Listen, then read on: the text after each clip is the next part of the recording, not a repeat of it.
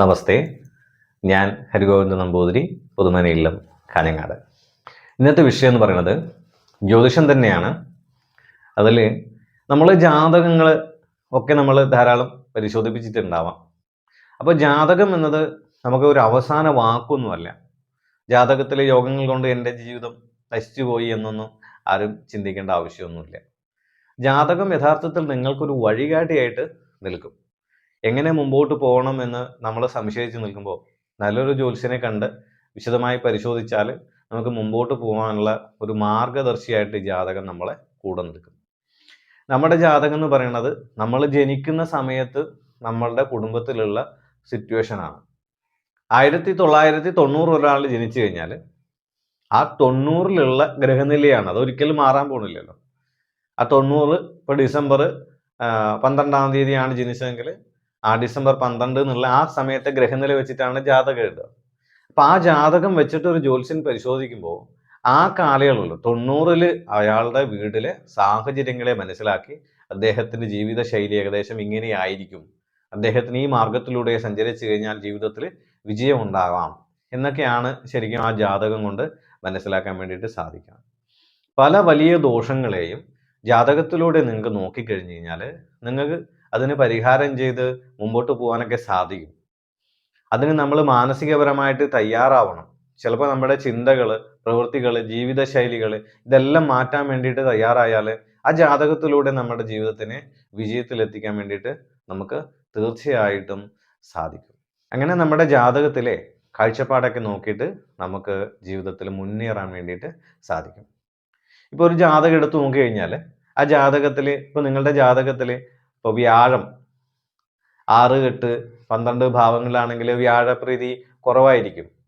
അപ്പോൾ വ്യാഴപ്രീതി കുറവാകുമ്പോൾ ഈ വ്യാഴത്തിൻ്റെ പ്രത്യേകത എന്താ വെച്ചാൽ അഡ്വൈസ് ആണ് കൂടുതലും. നമ്മൾക്ക് വരുന്ന ഉപദേശങ്ങൾ നമ്മൾ മറ്റുള്ളവരെ കേൾക്കാൻ തയ്യാറാവാതെ പോകുന്നത് കൊണ്ടാണ് നമ്മുടെ പ്രശ്നങ്ങൾക്ക് പരിഹാരം. അപ്പം നമ്മൾ കേൾക്കുക എന്നുള്ളത് കൊണ്ട് നമ്മൾ അവരെ ഉൾക്കൊള്ളേണ്ടതായിട്ട് വരും. അപ്പം നമ്മളുടെ പല ധാരണകളും നമുക്ക് ബുദ്ധിയുടെ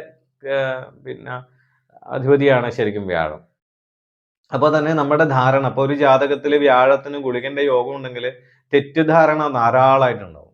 തെറ്റിദ്ധാരണ നിമിത്തമായിരിക്കും നമ്മുടെ ജീവിതത്തിൽ പരാജയങ്ങൾ ഉണ്ടാവുന്നത്. അത് തിരുത്താൻ വേണ്ടിയിട്ട് നമ്മൾ തയ്യാറായാൽ ആ ജാതകത്തിലത്തെ ഗുളികന്റെ യോഗം തീർന്നു കിട്ടും. അത് തയ്യാറാവണമെങ്കിൽ നമ്മൾ ആ ജാതകം ഒരാളെ കാണിക്കണം. കാണിച്ചു കഴിഞ്ഞിട്ട് ശേഷം അതിലുള്ള ഈ വ്യാഴത്തിന് എന്തെങ്കിലും പ്രയാസങ്ങൾ ഉണ്ടോ എന്ന് നോക്കി ആ വ്യാഴത്തിനനുസരിച്ച് നമ്മുടെ ജീവിത ശൈലിയിലും കൂടി മാറ്റം വരുത്തിയാൽ മാത്രമേ നമുക്ക് വിജയിച്ച് മുന്നോട്ട് പോകാൻ വേണ്ടിയിട്ട് സാധിക്കുകയുള്ളൂ. ഇപ്പോൾ രാഹുവിന്റെ യോഗം ഉണ്ടാവും, ആ വ്യാഴത്തിനൊക്കെ നമുക്ക് വളരെയധികം നിരീശ്വരവാദമൊക്കെ വരും. അതുപോലെ വ്യാഴത്തിന് പ്രയാസം ഉണ്ടായ നിരീശ്വരവാദം വരും, യുക്തിവാദമൊക്കെ നമ്മൾ പറയും. പക്ഷേ പലപ്പോഴും നമ്മുടെ ധാരണ തെറ്റായിട്ട് പ്രവർത്തിക്കുന്നുണ്ടായിരിക്കും. അപ്പം നമ്മുടെ ധാരണയെ ശരിയാക്കാൻ വേണ്ടിയിട്ട് തെറ്റിദ്ധാരണ ഉണ്ടാവുന്നത് വ്യാഴത്തിന്റെ അപ്രീതി നിമിത്തം, അല്ലെങ്കിൽ അപ്രീതി എന്നല്ല, ആ വ്യാഴത്തിന്റെ കുറവ് നിമിത്തമായിട്ടാണ്. അപ്പോൾ ഒരു ജാതകത്തിൽ ഏതെങ്കിലും ഗ്രഹങ്ങൾ ബലമില്ലാതെ വരികയോ ആ ഗ്രഹങ്ങൾ ദോഷപ്പെട്ട് നിൽക്കുന്നു എന്ന് തോന്നുന്നുണ്ടെങ്കിൽ അതിനനുസരിച്ച് നമ്മുടെ ജീവിത ശൈലിയിൽ മാറ്റം വരുത്തിയാൽ പല വലിയ ദോഷങ്ങളെയും നമുക്ക് അതിജീവിക്കാൻ വേണ്ടിയിട്ട് സാധിക്കും.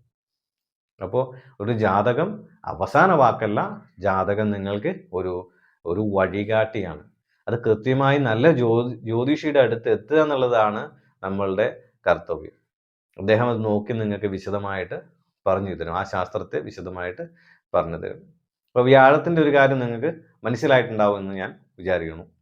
ഒരു ജാതകത്തിൽ വ്യാഴത്തിന് എന്തെങ്കിലും കുറവുകൾ, ആ ഗ്രഹത്തിന് ബലക്കുറവുകളൊക്കെ പരിശോധിച്ചു കഴിഞ്ഞാൽ നമ്മളുടെ ബുദ്ധിക്ക് പല കാര്യങ്ങളും തിരിച്ചറിയാൻ പറ്റാതെ പോകുന്നു എന്നാണ് മനസ്സിലാക്കേണ്ടത്. എന്നിട്ട് നമ്മളത് ഒന്നുകൂടി ശ്രദ്ധയോട് കൂടിയിട്ട് അതിന് പ്രാധാന്യം കൊടുത്താൽ തീർച്ചയായിട്ടും നിങ്ങൾക്ക് ഒരുപാട് ഉയർച്ചയുണ്ടാവും, ജീവിതത്തിൽ ഒരുപാട് ഉന്നതങ്ങളിൽ എത്താൻ വേണ്ടിയിട്ട് സാധിക്കും. അപ്പോൾ ഈ വീഡിയോ നിങ്ങൾക്ക് ഇഷ്ടപ്പെട്ട നിങ്ങൾ ലൈക്ക് ചെയ്യുക. ഇതുപോലെ വീഡിയോകൾ നിങ്ങൾക്ക് താല്പര്യം ഉണ്ടെങ്കിൽ നിങ്ങൾ ഇത് സബ്സ്ക്രൈബ് ചെയ്യണം. അതുപോലെ ഈ വീഡിയോ ഉപകാരപ്പെടുമെന്ന് തോന്നുന്നെങ്കിൽ മറ്റുള്ളവർക്ക് ഷെയർ ചെയ്യാം.